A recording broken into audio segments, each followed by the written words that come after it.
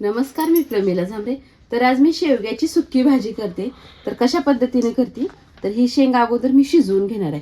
शेंगा मी कट करून घेतल्या, त्या स्वच्छ धुवून घेतल्या. त्या आता ही उकडून घेणार आहे. त्यासाठी एक पातेलं ठेवलं, त्यात थोडंसं पाणी ओतलेलं आहे. तर ही धुतलेल्या शेंगा मी त्याच्यावर ठेवलेल्या आहे.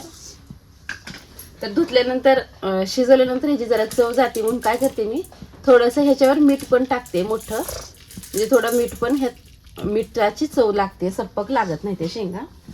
तर आता ही उकडून घेण्यासाठी एक 5 मिनिटं मी असं झाकून ठेवणार आहे. तर ही शेंगा शिजवून मी थंड करून घेतल्या त्या. तर आता ह्यातला आपल्याला गाभा काढून घ्यायचा फक्त.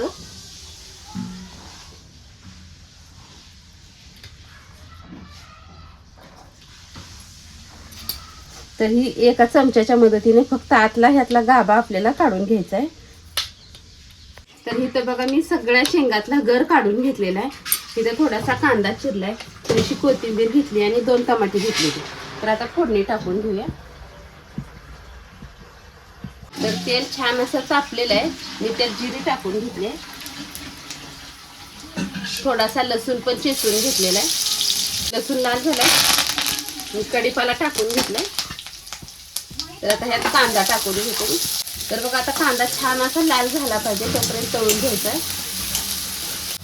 तर कांदा छान असा लाल झालेला आहे. मी ह्यात टमाटर टाकून घेते.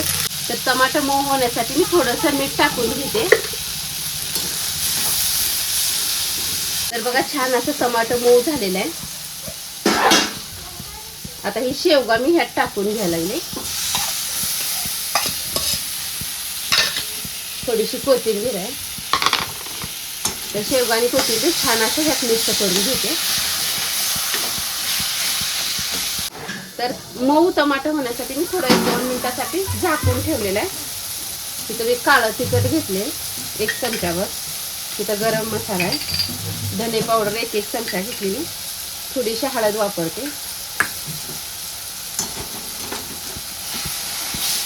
तर बघा, अशा प्रकारे मस्तपैकी मी शेवग्याची भाजी बनवून घेतली.